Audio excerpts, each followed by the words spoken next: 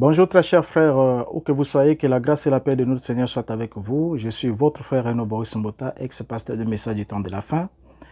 Je viens par ce numéro-ci aborder une question qui est très importante. Je sais que certains d'entre vous pourront trouver cette question bizarre, mais j'aimerais que nous parlons quand même d'un phénomène que nous observons ces derniers temps dans le monde religieux, et le monde du message de William Branham ne fait pas exception. Et bien que je vais parler dans le cadre général, mais je vais spécifiquement traiter de la question dans le message de William Branham. Nous allons parler d'un sujet simple, du chantre au prédicateur. Comme thème, du chantre au prédicateur. Et à ce sujet, comme vous le savez avec moi, que nous assistons à un phénomène actuellement, selon lequel la majorité des chanteurs de musique gospel finissent par devenir pasteurs. La majorité des chanteurs finissent par devenir pasteurs, à tel point qu'on se pose la question de savoir, est-ce que le chant est... Au fait, le fait de chanter est-il le champ d'apprentissage du ministère pastoral? C'est la question qu'on peut se poser. Alors, ça fait longtemps, très longtemps que l'Église est entrée dans la confusion à cause de la perte de vision sur les repères et les bornes tracées dans la parole. Dieu, dans sa parole, avait institué que la tribu de Lévi puisse servir dans la tente d'assignation. Mais quand la tribu de Lévi a servi dans la tente d'assignation, les Lévites avaient la responsabilité de l'ancienne alliance de chanter, de jouer de la musique dans le temple. Ça, c'est d'abord la première des choses qu'on doit retenir pour qu'on comprenne l'image, qu'on comprenne qu'est-ce qui se passe aujourd'hui, pourquoi nous sommes arrivés à ces phénomènes-là, le phénomène où les chantres finissent par devenir des pasteurs, quand c'est des hommes, bien sûr, surtout dans le monde du message du temps de la fin. Alors, il y avait les Lévites avaient la responsabilité de chanter et de jouer de la musique dans le temple. Ils chantaient et jouaient de la musique dans le temple. Les Lévites étaient en quelque sorte préposés pour veiller sur les trésors de la maison de Dieu et les trésors des choses saintes. Donc, ils étaient le gardien du matériel, ainsi de suite. Pour qu'ils soient pourvus à leurs besoins matériels et financiers, les Israélites devraient leur donner le 1/10 de leurs revenus des récoltes. Nous sommes dans Nombres chapitre 18, le verset 20, jusqu'au verset 24 qui nous en parle. Donc, ils travaillaient, ils chantaient dans le temple, et en contrepartie, les enfants d'Israël devaient leur apporter le 1/10 de leur récolte.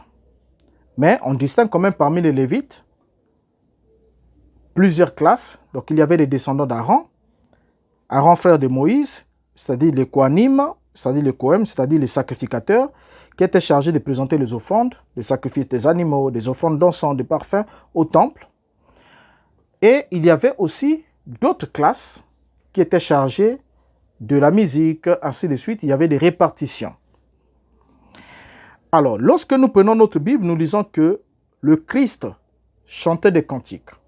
Nous lisons dans Marc chapitre 14, le verset 26, la Bible nous dit « Après avoir chanté les cantiques, ils se rendirent à la montagne des Oliviers. » C'est important. Ils se rendirent à la montagne des Oliviers. Alors, toutefois, il se pouvait aussi qu'un frère ou une sœur soit inspiré par un cantique, ou il le chantait, que soit inspiré par un cantique, ensuite, le chantait en assemblée en vue de l'édification. C'est ce qui s'est passé dans l'église primitive. 1 Corinthiens chapitre 14, verset 26 nous dit « Que faire donc, frères, lorsque vous vous assemblez, les uns et les autres, parmi vous ont-ils un cantique, une instruction, une révélation, une langue, une interprétation, que tout se fasse pour l'édification. » Donc on voit bien ici que la Bible est précise, la Bible nous précise comment le don de grâce devrait œuvrer là où la parole de Christ habite. Dans Colossiens chapitre 3, le verset 16, la Bible nous ajoute que la parole de Christ habite parmi vous abondamment.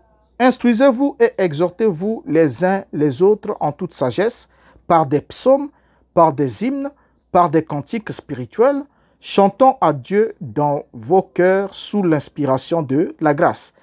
Donc, on voit ici, l'instruction ici qui est donnée par l'apôtre, c'est que les croyants, premièrement, la parole de Christ devrait habiter abondamment parmi les croyants, et deuxièmement, ils devraient s'instruire. Il dit, instruisez-vous et exhortez-vous les uns les autres. Instruisez-vous et exhortez-vous les uns les autres. Donc, les psaumes, les hymnes, les cantiques spirituels, chantés à Dieu sous l'inspiration de la grâce, étaient les éléments d'instruction et d'exhortation.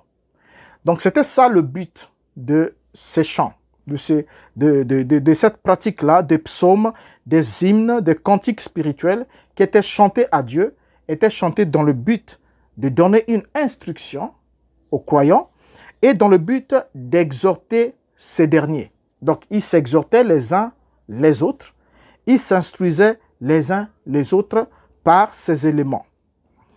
Alors, dans le psaume 5, versets 18 à 19, nous lisons « Ne vous enivrez pas de vin, c'est de la débauche, soyez au contraire remplis de l'esprit, entretenez-vous par des psaumes, par des hymnes et par des cantiques spirituels, chantant et célébrant de tout votre cœur les louanges du Seigneur. » Nous pouvons alors bien constater qu'il n'y avait pas un ministère particulier des chantres dans les assemblées bibliques.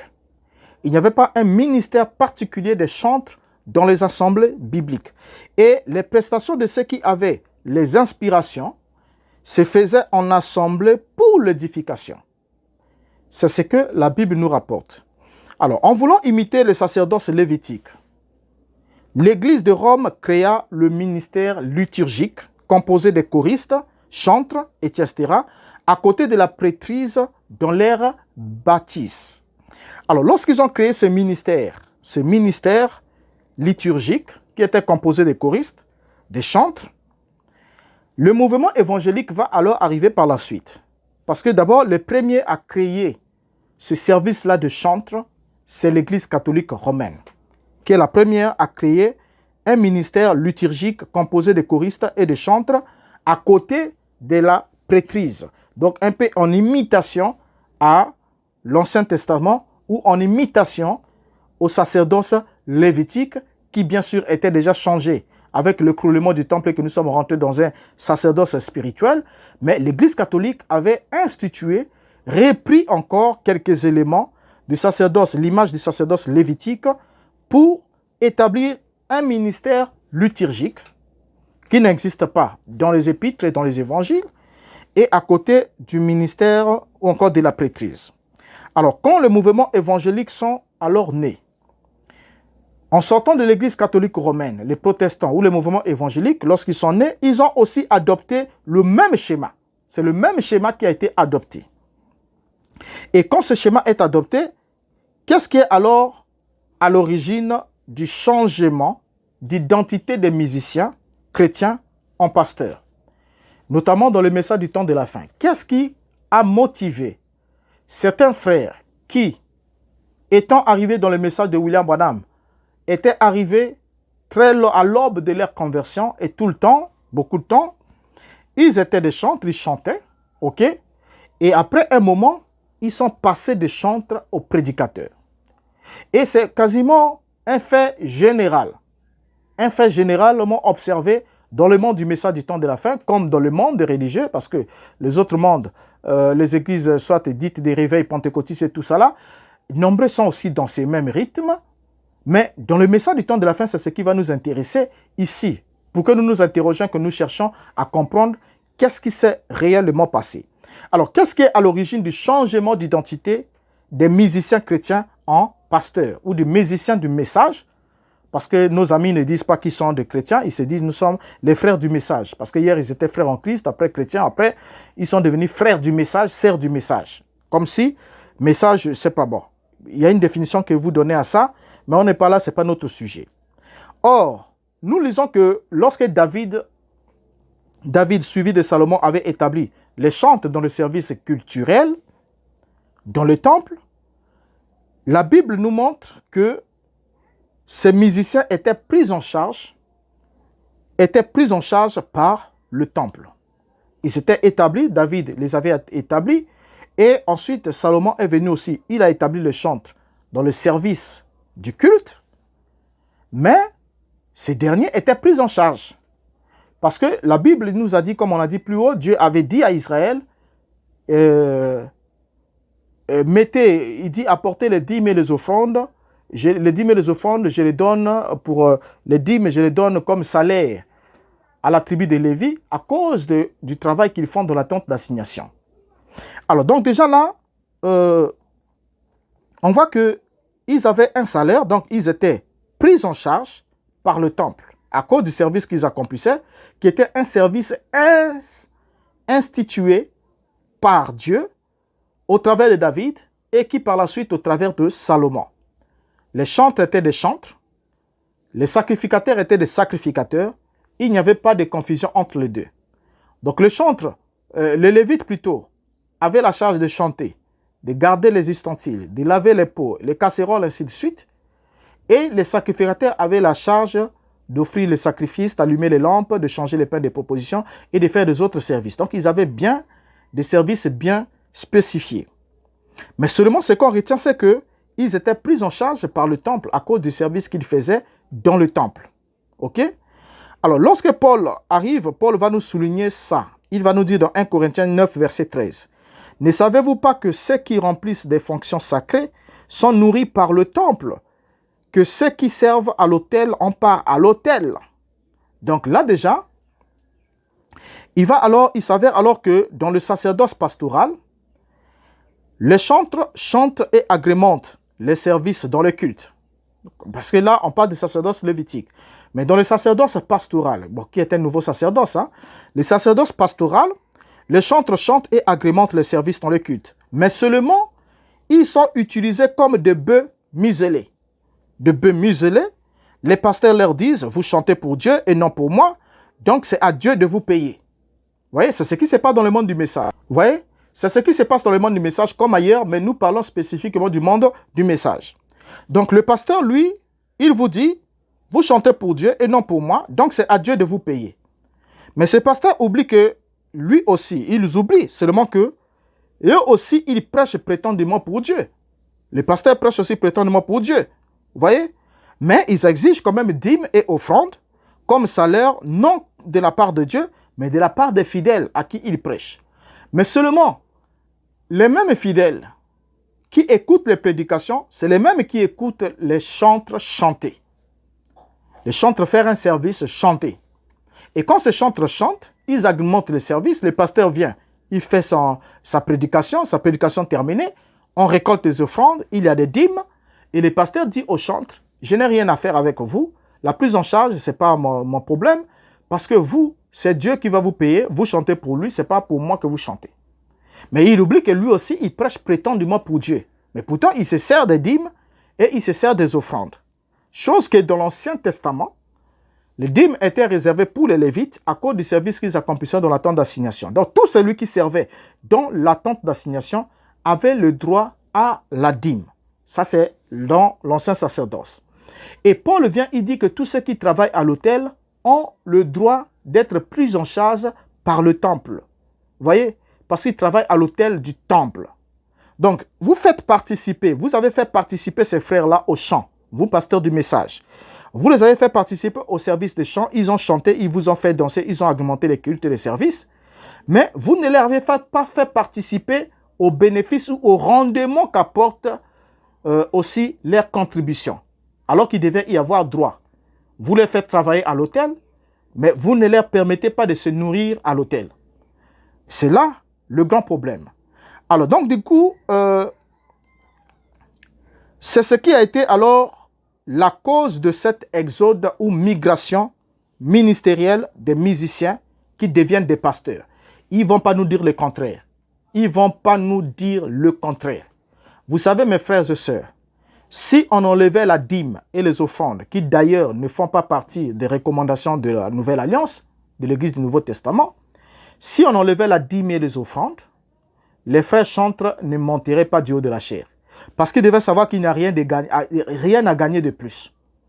Ils ne monteraient pas du haut de la chair. Si on avait enlevé les dîmes et les offrandes, il n'y avait pas de dîmes et offrandes, les frères chantres ne monteraient pas du haut de la chair. Ça, c'est moi qui vous le dis et vous allez le comprendre. Donc, c'est le fait qu'ils ont été utilisés, exploités sans rendement alors qu'ils ont contribué. Ils ont compris qu'ils ont acquis une certaine popularité. Ils ont eu des fans. Alors, ils ont alors joué sur le jeu de vouloir transformer les fans en brebis. Vous voyez? Et le fait qu'ils travaillent, ils ne sont pas rémunérés, la première évidence est laquelle? Pour justifier qu'il y a eu une migration réellement ministérielle, cet exode massif, cette migration ministérielle des musiciens qui deviennent des pasteurs, et que le mobile n'est que le mobile financier, il n'est pas autre. J'aimerais d'abord vous rappeler avant d'avancer que lorsque le roi Osias avait voulu devenir sacrificateur, il fut frappé de la lèpre, vous le savez. Et on rappelle à cela que bien que le sacrificateur était une fonction ointe, le roi était une fonction ointe, le prophète était une fonction ointe, mais chaque fonction avait sa place. Donc, quitter une onction, la position d'une onction pour une autre position, n'est jamais sans risque. Donc, le mobile de la migration des musiciens au pasteur est un mobile financier. C'est juste un mobile financier. C'est même ce qui justifie les concerts gospel payants. Au début, nos frères, amis musiciens ont commencé avec des concerts parce qu'ils ont commencé à chanter dans l'église. Et comme dans l'église, on ne leur donnait pas quelque chose, alors ils ont commencé à jouer des concerts. On a d'abord commencé par des concerts d'évangélisation. On les emmène au concert évangélique. Après avoir chanté, il faut leur donner un petit jus, quelque chose comme ça. Ils ont trouvé que ce n'était pas suffisant. Ils se sont dit, mais si on peut faire notre concert à nous, et au lieu qu'on taxe les gens, mais on met quand même des offrandes, on dit, mais écoutez, si vous pouvez soutenir quand même l'œuvre de Dieu, le concert est gratuit, on chante pour Dieu, mais vous pouvez quand même soutenir parce qu'il y a du matériel, il y a ceci, cela, tout et tout, mettez les offrandes. On est passé de là. Et de là, ensuite, on est arrivé au concert gospel payant, où on doit payer de l'argent pour venir écouter quelqu'un chanter une chanson prétendument inspirée par Dieu, chanter à la gloire de Dieu, mais pour qu'on le voit glorifier son Dieu, nous devons payer de l'argent pour qu'on le voit glorifier. Vous voyez? Alors, quand quelqu'un paye pour vous écouter chanter et danser, soyez-en rassurés qu'il ne donnera jamais sa vie au Seigneur. C'est pas parce qu'il a déjà fait une œuvre, il a déjà payé un prix. Le prix qu'il a payé, ce n'est pas son âme qu'il donne au Seigneur. Le prix qu'il paye, c'est son argent. Et une fois qu'il a payé son argent, ça justifie son incrédulité.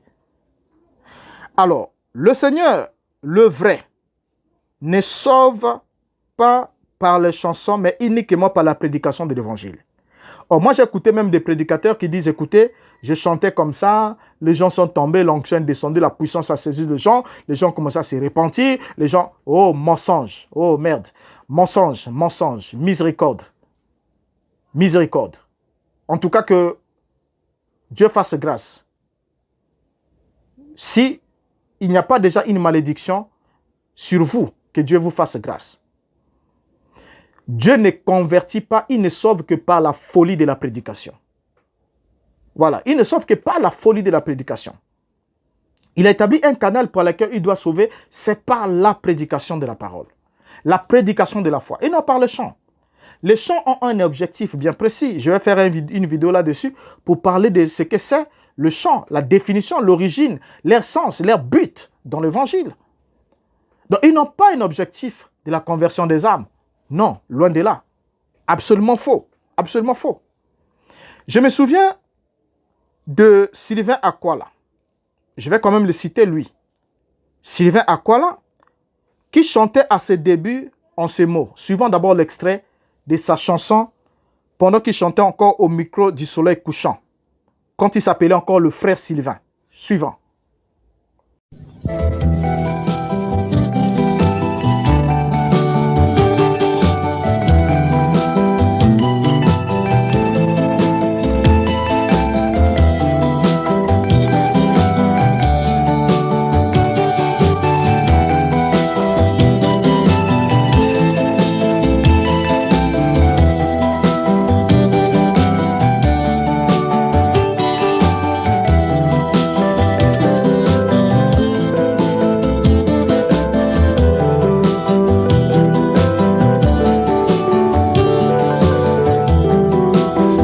que moi je suis, c'est pour la gloire de Dieu.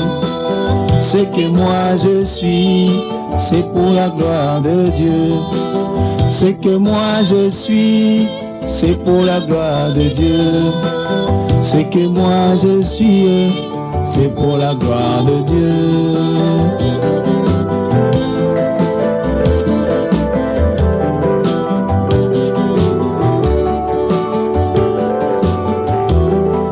Ce que moi je suis, c'est pour la gloire de Dieu.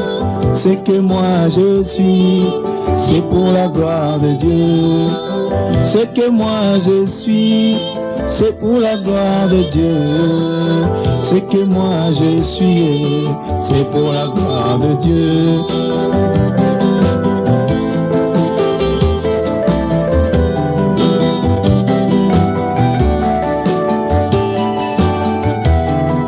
Si Dieu m'a créé comme étant un chantre, je resterai là glorifiant son saint nom.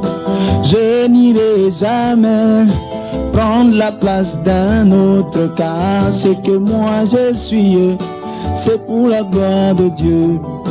Ce que moi je suis, c'est pour la gloire de Dieu.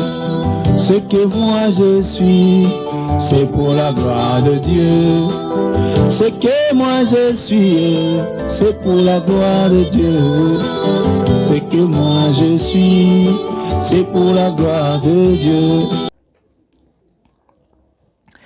Bien, on vient là de suivre le frère Sylvain Akwala, Temple. Dans l'une de ses chansons du début, chantée au micro du soleil couchant, qu'est-ce que nous avons entendu de cette séquence? Si Dieu m'a créé comme étant un chantre, je resterai là, glorifiant son saint nom.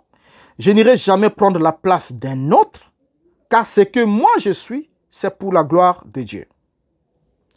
La question que je pose au frère Sylvain, pourra-t-il aujourd'hui encore rechanter la même chanson? Et s'il nous dit qu'il ne peut plus chanter la même chanson, alors il doit nous dire par quel esprit il avait chanté la première fois, quand il avait chanté cette chanson. Parce que s'il peut encore la chanter aujourd'hui, alors il redeviendra le frère Sylvain. Mais s'il ne peut plus chanter cette chanson aujourd'hui, alors il doit nous dire par quel esprit il avait chanté cette chanson. Puisque lui-même ne croit plus en elle. Il ne croit plus en cette chanson. Puisqu'il ne vit plus ça. Parce que quand on croit, on vit. Mais quand on dit qu'on ne peut plus vivre une chanson, ça veut dire qu'on ne croit plus. Alors, on doit se poser la question de savoir par quoi est-ce qu'on a été inspiré. Et la question, je vais poser une série de questions au frère Sylvain, parce que c'est lui qui doit servir de modèle ou encore des cobayes d'expérience pour les autres qui doivent aussi me suivre derrière Sylvain. Sylvain Akwala. La première question, es-tu resté dans ta constellation? Parce que tu as été enseigné par Lys Ngalebali que les véritables étoiles de Dieu demeurent dans leur constellation et ne changent pas de position. Sinon, elles deviennent des astres errants, murmurant toujours et sans position. Tu l'as chanté dans cette chanson. La question que je te pose, es-tu resté dans ta constellation? Parce qu'il y a la constellation des prédicateurs, il y a la constellation des chantres. L'étoile ne naît pas dans une constellation pour migrer vers une autre constellation. Et si Dieu veut vous appeler, Dieu devait commencer par l'appel par excellence. Parce que je vous ai suivi l'ancien défi, dire aux gens, vous avez même filmé ça et vous nous avez mis ça sur le net, pour les gens qui disent que voilà, frère Sylvain, comment il ne peut pas être pasteur? Et tu as répondu insolemment à tout le monde, c'est Dieu, c'est vous qui appelez les gens au ministère. Vous êtes Dieu pour appeler les gens au ministère, pour dire qui va être ministre ou bien qui va être appelé, qui ne va pas être appelé. Non, mais ce n'est pas ce qu'il fallait donner comme réponse. Il fallait donner des réponses précises. Il fallait parler avec précision et non s'énerver parce qu'on vous a posé une question légitime. Et moi, je te repose cette question. Es-tu resté dans ta constellation? Est-ce que tu es resté dans ta constellation? Deuxièmement, comment as-tu fait pour migrer de chantre à prédicateur? Comment? Ça s'est même passé comment que tu passes de chantre et que tu deviennes prédicateur. Et ensuite, une autre question que je te pose, Sylvain Akwala. Pourquoi ton ministère n'a pas pris naissance du vivant de Lys Ngalebali? Pourquoi? Ngalebali est allé dans la tombe avec la connaissance. Sylvain Akwala, c'est un frère qui chante dans mon église, dans mon tabernacle. C'est l'un des frères qui chante dans mon tabernacle. Ok? Il est parti avec ça. Mais étant de l'autre côté, quand il va se retourner, Sylvain n'est plus dans sa constellation musicale, mais Sylvain a migré. Il a changé de constellation. Alors, une autre question, Sylvain Akwala. Avez-vous été formé au ministère comme l'exige William Marion Branham, le prophète, que tu prétends croire? Ça, c'est une question. Est-ce que vous avez été formé au ministère comme l'exige, je dis bien exige, William Marion Branham, que vous prétendez croire? Parce que tout à l'heure là, on va vous démontrer avec les citations de William Branham que vous n'avez pas cru en ces derniers. Au fait, vous prétendez, c'est une prétention. Parce qu'une prétention n'est pas une affirmation, n'est pas aussi une vindication, il n'y a rien. Ce n'est qu'une prétention. Alors, Branham dit dans la formation des ministres, il dit plutôt dans l'exposé de l'âge, au fait, l'exposé des âges de l'Église, nous sommes dans l'âge de Smyrne, exposé, la page 149, vous connaissez, le 4e paragraphe. Branham est en train de nous montrer que la formation des ministres est un impératif. Il dit, nous retrouvons, je vous mets la citation, on va la lire ensemble. Nous retrouvons exactement le même modèle dans chaque âge. Voilà pourquoi la lumière vient à travers un messager donné par Dieu dans une certaine région. Ensuite, à partir de ce messager, la lumière se répand à travers le ministère d'autres personnes qui ont été fidèlement enseignées. Ça, c'est William Branham. Donc, le ministère se répand aussi dans les autres personnes, d'autres personnes qui ont été fidèlement enseignées. Dans ces rangées du côté de Jésus, prêché le 1er juin 1962, le paragraphe 83, Branham ajoute, en effet, là-bas, formez d'autres ministres dans vos propres groupes, des hommes que vous jugerez avoir un appel dans leur vie pour le ministère. Formez ces jeunes gens. Amenez-les ici, chez l'ancien. Mettez-vous tous ensemble dans une réunion de ministres et là, enseignez les choses les plus profondes de Dieu. N'allez pas à la mauvaise extrémité. Or, là, on vient de lire encore William Branham. Selon cette déclaration-ci, il a dit former d'autres ministres. Il donne l'ordre, former d'autres ministres dans vos propres groupes. Des hommes que vous jugerez avoir un appel dans leur vie pour le ministère. Il ne dit pas des hommes qui viendront vers vous pour dire, moi j'ai un ministère, je sens un appel, je sens l'appel, je dois prêcher. Non. C'est plutôt ici le prédicateur, selon l'ordre établi par William Branham, c'est le prédicateur qui doit détecter l'appel dans la vie d'un frère. C'est ça, non? Je ne sais pas si c'est ce qu'on vous a appris. C'est le prédicateur qui doit détecter le ministère dans la vie d'un frère. Je vous prends juste un exemple. Lorsqu'une brebis naît, William Branham dit, la première information, la bonne nouvelle, la première personne à savoir qu'il y a eu une naissance, c'est le berger. Voilà pourquoi quand Christ est né dans la crèche, dans la bergerie, lorsqu'il est né, les anges sont allés informer les bergers. Parce que quand l'appel est né dans votre cœur, c'est le berger qui doit être au courant. C'est le berger qui doit être au courant. Vous voyez? C'est le berger qui doit s'en rendre compte qu'il y a un appel dans cette vie. C'est comme le cas de Samuel et Élie. Samuel entendait l'appel, mais c'est Élie qui a interprété l'appel. Il dit sûrement Dieu appelle ces jeunes enfants, mais il ne sait pas. Et il lui donne l'instruction, il enseigne. Il lui montre comment répondre à l'appel de Dieu.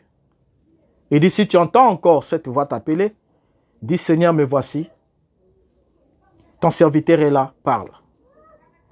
Donc, il a été instruit. Alors, donc ici, Branham dit, formez d'autres ministres dans vos propres groupes. Des hommes que vous jugerez avoir un appel dans leur vie pour le ministère. La question que je vous pose, Sylvain Aquala.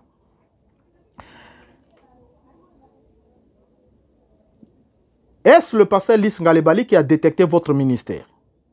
Première question. Deuxième question.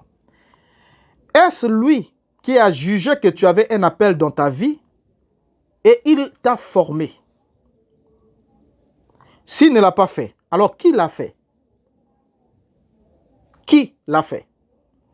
Si ni Lys ne l'a fait et personne d'autre ne l'a fait, alors vous comprenez déjà vous-même que vous n'êtes pas croyant du message de William Branham.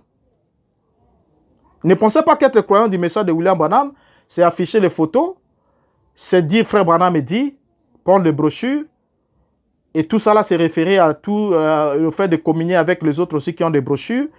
Et vous dites non, on s'appelle tabernacle, ceci, cela, on dit frère Branham, frère Branham. Non, vous pouvez le suivre sans le croire.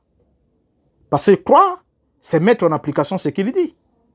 Christ dit à ses disciples, dit, vous êtes mes disciples si vous faites exactement, vous êtes mes amis si vous faites exactement ce que je vous dis. Comment pouvez-vous m'appeler Seigneur, vous ne faites pas ce que je vous dis? Donc, l'évidence que vous êtes croyant du message de William Branham, c'est que vous croyez d'abord en Branham dans les choses les plus élémentaires. Si vous entrez au ministère de la parole, vous n'entrez pas par la porte qui doit entrer le ministre selon l'ordre établi par William Branham. Comment pouvez-vous espérer faire entrer les gens prétendument au salut alors que vous n'êtes pas passé par la porte? Vous êtes monté par ailleurs. Parce que la porte, c'est celle-ci. Il est bien dit, je relis la citation. Et ensuite, là-bas, formez d'autres ministres dans vos propres groupes. Des hommes que vous jugerez avoir un appel dans leur vie pour le ministère. Formez ces jeunes gens. Amenez-les ici chez l'ancien. Mettez-vous tous ensemble dans une réunion des ministres et là, enseignez les choses les plus profondes de Dieu. C'est important. Donc, il n'y a pas eu détection, il n'y a pas eu formation. On ne vous a pas emmené au milieu des anciens. Et chaque ancien ne vous a pas inculqué une chose. Ils ne vous ont pas mis les choses les plus profondes de la parole de Dieu. Des choses qu'on ne dit pas du haut de chair. Qu'on ne va pas lancer comme ça du haut des brebis qui sont encore fragiles. Mais certains secrets, des grands mystères, des choses les plus profondes. Les dépôts sacrés qu'on vous les donne. Et Branham continue dans Jéhovah Jireh, troisième partie, prêché le 4 avril 64, paragraphe 77. Il dit ce qui suit. Pensez, des ministres seront toujours en train de former des prédicateurs et les envoyer prêcher, et des œuvres comme celle-là, l'Église sera simplement en mouvement. Donc là, Branham nous parle de la formation des prédicateurs. L'Église serait en train de former des prédicateurs et de les envoyer prêcher. Donc, avant de les envoyer prêcher, avant de les former, on les détecte d'abord. C'est les pasteurs qui sont là, qui détectent, votre pasteur, qui détecte que le frère là a un appel. Je reviens là, c'est important. Que le frère a un appel, il détecte et il commence à vous former dans cet objectif. Ça n'a rien à voir avec l'enseignement, la prédication que vous écoutez dans la masse, avec tout le monde. Non. Il commence à vous donner une formation particulière. Vous avez du temps avec lui, il vous enseigne particulièrement les choses les plus profondes. Vous voyez? Donc, il y a une formation. Ensuite, il dit former les prédicateurs et les envoyer prêcher. Dans une délivrance totale, prêché le 12 juillet 1959, paragraphe 32, Branham ajoute qu'il y a une communion fraternelle dans cette église, car nous sommes sur le point d'aménager dans un grand mouvement. C'est ce qui nous semble qui va susciter d'autres ministres pour aller dans le champ de mission là-bas, ou si tu devrais m'envoyer dans différentes régions du monde pour y établir la foi, je pourrais alors présenter un ministre prêt, disposé et formé pour prendre la relève. et que la foi qui a été transmise aux saints une fois pour toutes et que nous défendons bravement devienne un cercle tout autour du monde, accorde le Seigneur. Voilà, c'est la prière de William Branham. Et dans cette prière, qu'est-ce qu'il dit? Il dit bien que je pourrais aller présenter un ministre prêt, disposé et formé pour prendre la relève. Donc si lui, Branham, va, il prêche, il évangélise, par la suite, il doit être capable de présenter un ministre prêt, disposé et formé pour prendre la relève. Alors, est-ce que cela s'est fait dans votre cas? Avez-vous été formé, détecté, formé? Ensuite, le pasteur est-il allé évangéliser ou rassembler un groupe quelque part? Ensuite, il est venu vous présenter? C'est la question. Est-ce que cela s'est passé ainsi? Si la réponse est non, vous savez que vous êtes en dehors du message de William Branham. Dans l'adoption prêchée le 22 mai 1960, il ajoute: j'ai reçu des offres de quelques églises. Si jamais vous êtes intéressé, si vous êtes prêt à devenir pasteur, maintenant, si vous avez reçu votre formation, et je crois que c'est le cas, et que vous êtes bien affermi. Voilà. Donc, Branham ici donne des conditions. Il dit qu'il a reçu des offres de quelques églises. Donc, on lui a offert des églises. OK? Il dit, si jamais vous êtes intéressé, si vous êtes prêt à devenir pasteur, qu'est-ce que signifie être prêt à devenir pasteur? Il continue. Maintenant, si vous avez reçu votre formation, vous avez reçu votre formation, ça veut dire que vous avez été formé, la formation a été achevée et approuvée, les fruits ont été démontrés. Il dit, et je crois que c'est le cas. C'est le cas. C'est-à-dire que vous avez reçu votre formation et vous êtes bien affermi. Ça aussi, c'est un élément. Vous voyez? Bien affermi. Or, le constat le plus triste est que vous vous êtes élancé dans le champ missionnaire pour former des églises, fonder une église, sans avoir été au préalable formé et commissionné pour cela, comme l'exige le message que vous prétendez croire et prêcher.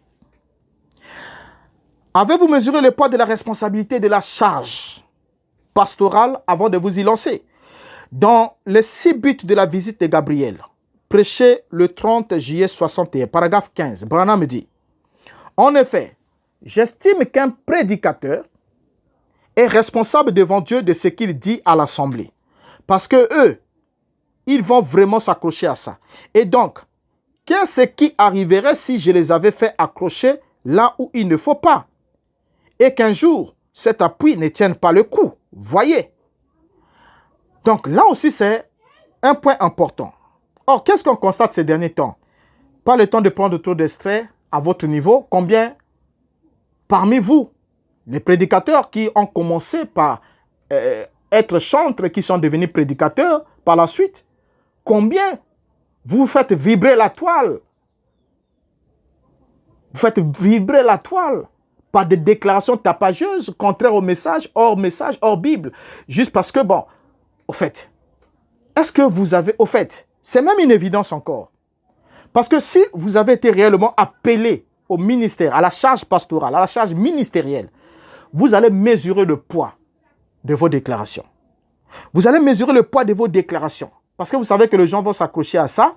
Et si c'est à quoi vous faites accrocher les gens est une erreur, vous en portez la lourde responsabilité. C'est le conseil que vous donne William Branham. Dans les Parents rédempteurs, prêché le 2 octobre 60, paragraphe 7, il ajoute: les gens ne viennent pas de si loin depuis la Géorgie et l'Ohio et des différents coins de des nations à ce petit tabernacle ici pour m'écouter. C'est ce qu'ils croient. Ils croient ce message. Et combien ne dois-je pas être honnête et sincère sur ce message? Parce que sinon, je ne serai pas seul dans l'erreur, mais j'aurais conduit quelqu'un d'autre dans l'erreur parce que je suis celui qui l'aura enseigné. Voyez-vous? Voyez-vous? Donc c'est Branham. Et par là, la Bible dans Matthieu chapitre 14, chapitre 15, verset 14 est claire. Laissez-le, ce sont des aveugles qui conduisent des aveugles. Si un aveugle conduit un aveugle, ils tomberont tous deux dans une fosse. Ce n'est pas un seul qui va tomber. Parce qu'il y en a d'autres qui disent, écoutez, même si mon pasteur est illégal par rapport au message, mais moi, ce n'est pas ce qui compte, c'est lui-même qui répondra. Moi, je vais suivre, je crois. Non. Ici, la Bible est claire, ils tomberont tous deux. Et celui qui conduit et les conducteurs. Donc, quand vous suivez quelqu'un qui vous conduit alors qu'il n'est pas capable de vous montrer, de vous démontrer, selon le message qu'il prétend vous prêcher, qu'il est entré par la porte. Au fait, il ne porte pas sur lui les vêtements de noces. Comme l'homme à la fête des noces qui s'est retrouvé sur la table du roi, mais il n'avait pas les vêtements sacerdotaux. Il n'avait pas les vêtements des noces. Et vous connaissez la suite de l'histoire. Mon ami, comment es-tu entré ici? Parce que si on entre par la porte, on doit nécessairement recevoir le même vêtement. Pour avoir les mêmes attitudes, les mêmes qualités, la même forme, le même statut. Mais si on passe par ailleurs, alors, on finit par la porte. Au fait, si vous contournez la porte, vous entrez en dehors de la porte, c'est par la porte que vous devez être évacué.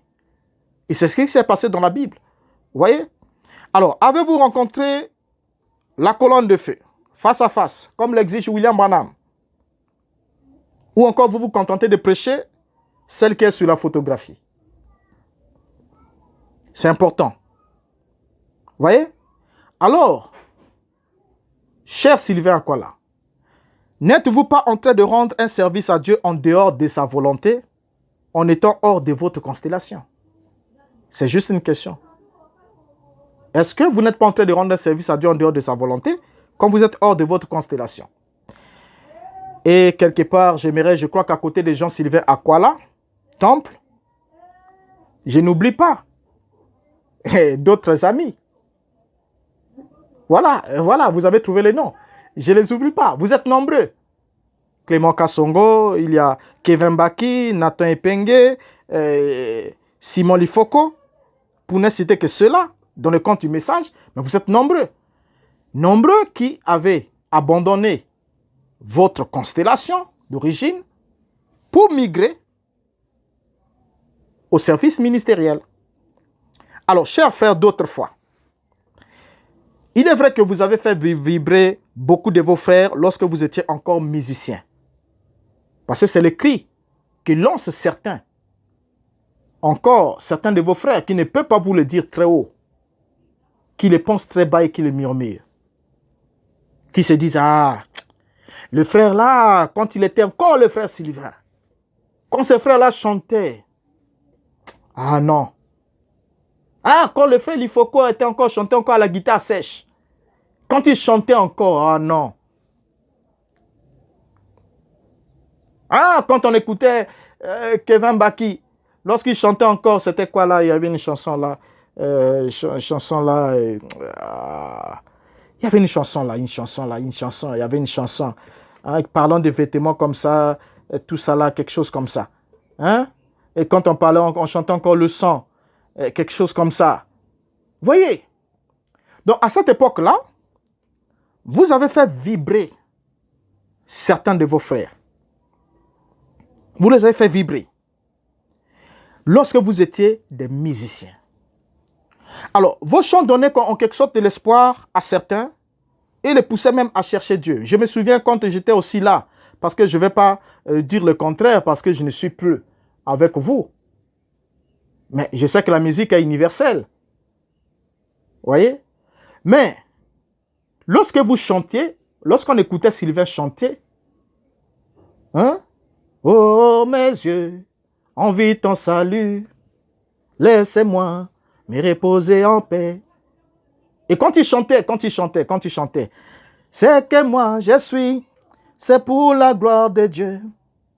C'est que moi je suis, c'est pour la gloire de Dieu. Si Dieu m'a créé comme étant un chanteur, je resterai là, donnant louange à son saint nom. Glorifions son saint nom. Hein?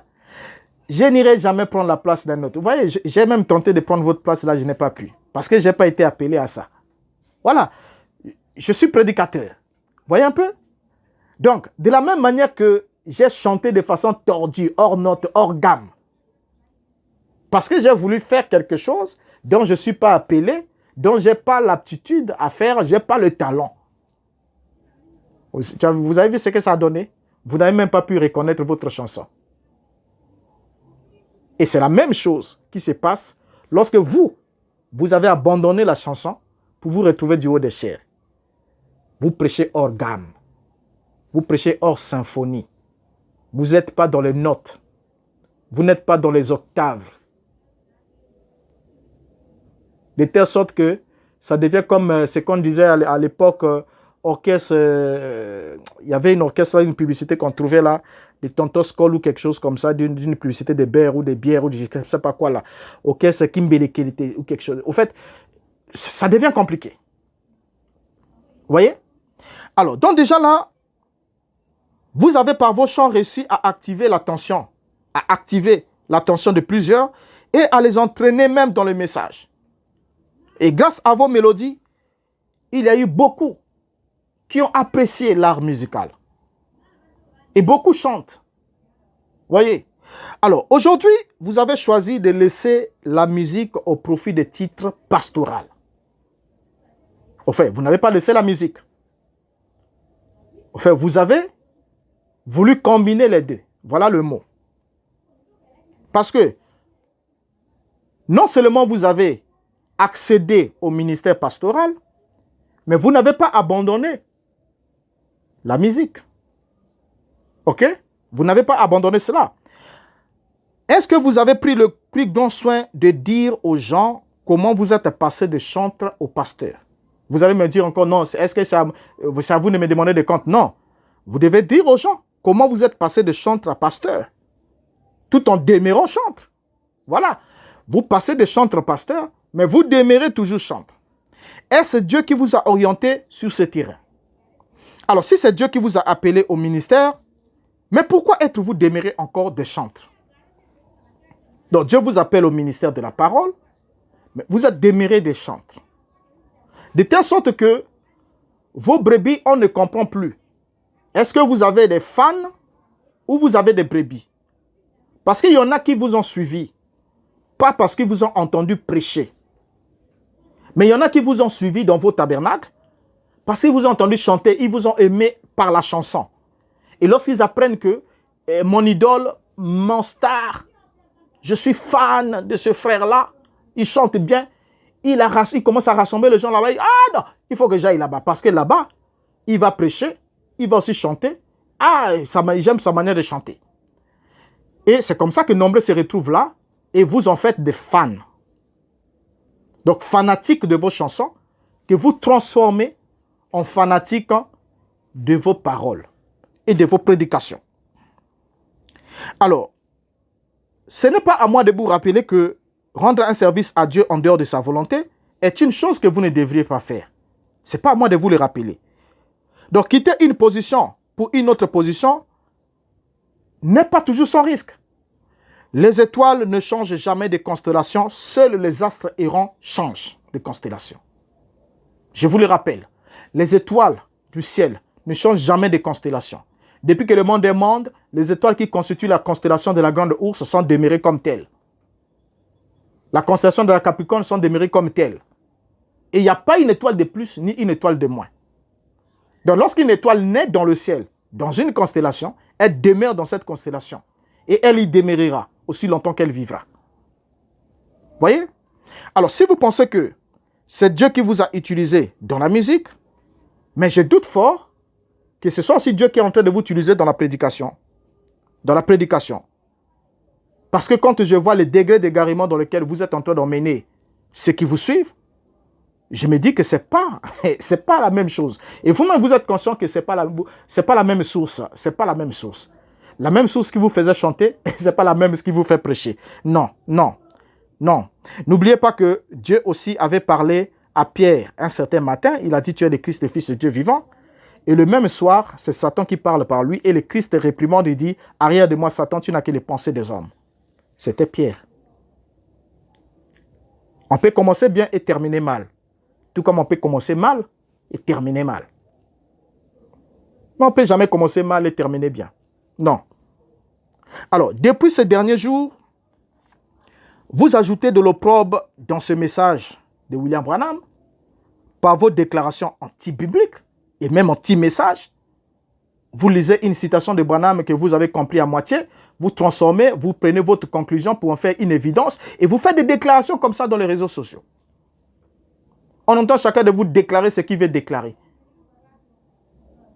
Et après, vous venez pour vouloir justifier cela en réalisant des fois les mêmes citations que vous avez mal compris et en tordant encore l'explication pour tenter de vous justifier, alors que l'attitude la plus humble serait de dire « Pardonnez-moi, j'ai été emporté par l'excès des zèles de mes fans qui m'ont tellement adulé que j'étais obligé, à cause de leurs acclamations et tout, j'ai lâché ça comme ça dans le zèle ou par défaut d'inspiration. » Vous voyez?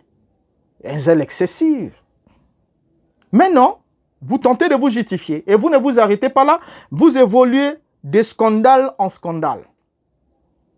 Tout ça parce que vous savez que vous n'avez pas en face de vous des brebis, comme le disciple de Béré. Mais vous avez en face de vous des fans. Les fans, tout ce qu'on dit, ils chantent, ils crient. Parce que quand ils vous regardent, ils ne voient pas des prédicateurs. Laissez-moi vous le dire. Peut-être que nombreux, ils sont là, ils ne veulent pas vous le dire. Mais eux, quand ils vous regardent, ils ne voient pas des prédicateurs. Ils voient toujours les faire chantre. Ils voient les chantres. Parce que s'ils voyaient les prédicateurs, ils devaient vous rappeler à l'ordre il y a longtemps. Ils devaient venir vers vous pour dire ce que vous avez dit là. L'autre fois, vous avez dit ça, la Bible dit ça, Branham dit ça, ceci, ça ne marche pas ici. Soit vous nous montrez comment c'est devenu ça, soit vous enlevez ça, vous retirez ça.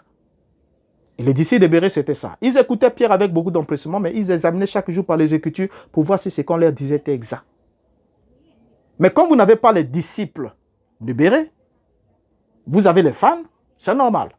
Et quand ils vous regardent, ils voient un chantre. Et chaque déclaration que vous faites, c'est quelque chose comme ça. C'est naturel, parce qu'un artiste, il est fait comme ça, à agiter la foule. Les gens sont agités et ça vous arrange. Ça vous fait du buzz, ça vous arrange. Vous voyez? Alors donc, la sagesse voudrait que lorsque vous avez des divergences entre vous, les disciples de Branham, que vous allez vers votre frère. Et c'est même, je ne vous le rappelle pas, Branham qui le dit que les Branham se battaient derrière la maison. Derrière la maison. Ça veut dire en cachette pour que ceux qui passent dans la rue ne vous voient pas. Mais aujourd'hui, vous avez pris la plateforme, les réseaux sociaux qui sont devenus votre terrain. Là où chacun de vous vient exprimer sa connaissance pour dénigrer les autres. Donc les chairs de vos tabernacles se sont transformés rien d'autre qu'en un terrain de boxe.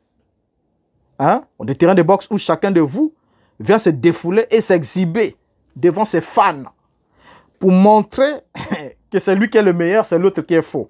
Or, en faisant cela, vous faites de vos fidèles des fois candidats de l'enfer. Vous voyez? Or, moi, s'il m'était demandé, si j'étais croyant du message encore avec vous, et que mon avis était demandé, on m'avait demandé ma préférence, je vous préférerais avec votre guitare que derrière la chair. N'oubliez pas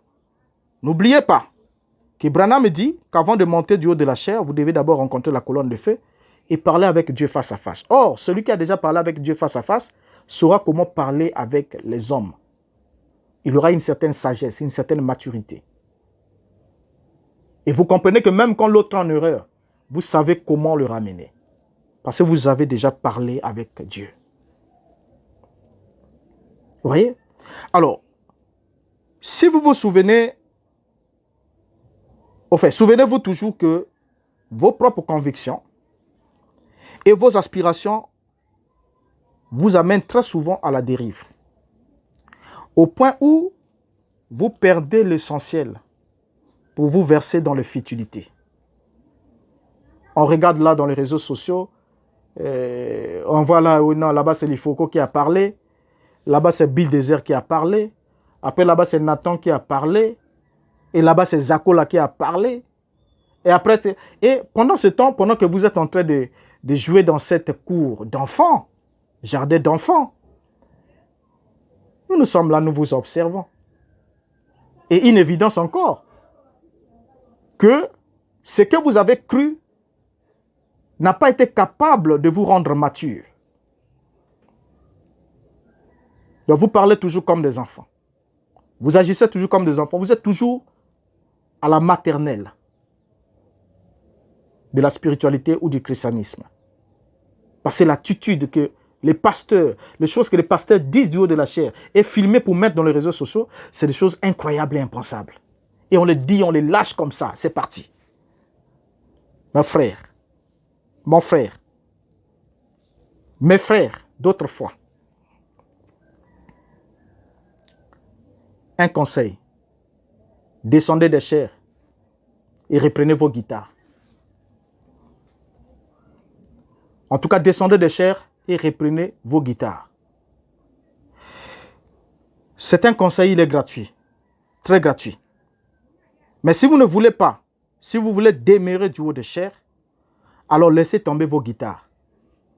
Et comprenez que vous devez prendre alors cet auditoire que vous conduisez comme étant des brebis et non comme étant des fans. Et la brebis, c'est un disciple, c'est quelqu'un à qui on enseigne. Et on enseigne les choses sérieuses de la parole. Et que lorsque vous leur donnez ce qui n'est pas convenable à vos aspirations, à leur aspiration, qu'ils soient à mesure de s'approcher de vous. Et de vous dire, ici frère, ce que vous avez dit, ce n'est pas ce qui est écrit. William Branham l'a dit. N'intimidez pas les gens comme le service, les pasteurs dictateurs, tout ça là. William Branham dit, quoi que ce soit que je prêche, chacun d'entre vous est libre de venir vers moi et de m'indiquer là où j'ai dit quelque chose qui soit en désaccord avec la parole. Il dit, comme la parole de Dieu évolue, nous sommes obligés d'évoluer avec elle, de changer tout le temps quand la parole nous montre notre erreur ou ce que nous avons fait qui n'était pas fait comme cela devait être fait. C'est Branham qui le dit. Il n'y a pas un verset où Branham dit que, un passage, une citation, il dit que non, voilà, la brebis ne peut pas venir interpeller le pasteur. Le pasteur peut être interpellé par une question. Il doit répondre, il doit donner une réponse à ça. Voyez? Alors, donc, si vous voulez demeurer du haut de chair, laissez tomber la guitare. Laissez tomber la guitare, prêchez, et que ceux qui sont devant vous, votre auditoire, soient des brebis. Mais, je crois que Sylvain Akwala ne pourra plus jamais chanter le cantique aujourd'hui. Ce que moi je suis, c'est pour la gloire de Dieu. Il ne pourra plus jamais chanter ça parce qu'il a migré de la musique au pastorat tout en gardant la musique. Puisque l'argent est le mobile, alors c'est Mammon qui est le Dieu qui servent les musiciens convertis en pasteurs. C'est la vérité. C'est la vérité. C'est la vérité. Et je n'aimerais pas prendre trop de votre temps, je vous ai déjà trop taquiné, mais c'est la vérité. Ne dites pas que non, c'est parce que frère Boris il n'est plus avec nous, pourquoi est-ce qu'il s'intéresse à nos affaires, pourquoi est-ce qu'il parle? Non, je suis. Je suis là. Vous voyez, je vous ai lu William Branham, que vous prétendez croire, alors que vous ne croyez pas. Parce que si vous croyez réellement en William Branham, vous sauriez que votre pasteur doit détecter votre appel. Et il doit vous former. Et ensuite, il doit vous rassembler dans une réunion des anciens. Donc, en dehors de lui, votre pasteur, d'autres anciens, ils vous mettent ensemble. Et ensemble, les anciens, ils vous enseignent les choses les plus profondes de la parole. Et c'est à ce moment-là que vous êtes prêts. Dès qu'il y a une œuvre quelque part, on vous présente, ou bien on vous donne le mandat d'aller en mission, faire l'œuvre missionnaire. Mais sinon, vous sortez comme ça, vous n'êtes pas mature, vous n'êtes pas prêt, comme dit Branham, vous n'êtes ni mature, ni prêt, vous n'êtes pas affermi, et voilà la conséquence. Et vous pensez que c'était facile. Quand vous voyez les prédicateurs prêcher le message, vous pensez que c'était facile. Hein? Au lieu de rester avec la guitare, vous êtes monté du haut de la chair, mais quand vous avez pris le micro et ouvert la Bible, vous avez compris vous-même que prêcher et chanter, c'est deux choses différentes. Et voilà pourquoi vous faites tous les tapages possibles. Alors, je vous prends congé. C'est par amour que je vous parle. Ce n'est pas parce que je veux vous faire du mal. Non. Si vous restez tranquille, même aujourd'hui ou demain, un jour, vous comprendrez que j'ai interpellé votre conscience ou la conscience est quelqu'un qui vous suit aussi aveuglément, qui est un fan Et quand il vous regarde, il ne voit pas un pasteur, il voit un artiste, son chanteur favori. Et c'est là qu'est tout le danger. Soyez un. Soyez l'un ou soyez l'autre. Mais ne soyez pas tous les deux à la fois. Et surtout, rassurez-vous que vous êtes entré par la porte. Parce que le problème n'est pas d'entrer. Hein. Vous voyez dans la parabole de Matthieu chapitre 22. Le problème n'était pas d'entrer. Mais le problème c'est comment tu es entré. Et la question que le roi avait posée à cet homme-là sur la table. Comment as-tu fait pour entrer ici? Comment es-tu entré ici? Il demande comment. Comment? Adverbe de manière. Pour expliquer la manière. Et si vous êtes entré par la manière qu'on doit entrer, puisqu'il vous a vu sans vêtement de noces. Or, n'oubliez pas, lorsque vous entrez en dehors de la voie officielle, vous allez finir dehors, les mains et les pieds liés, jetés dans les ténèbres de dehors. C'est un conseil gratuit, venant d'un ancien frère. Au revoir, à la prochaine. Merci.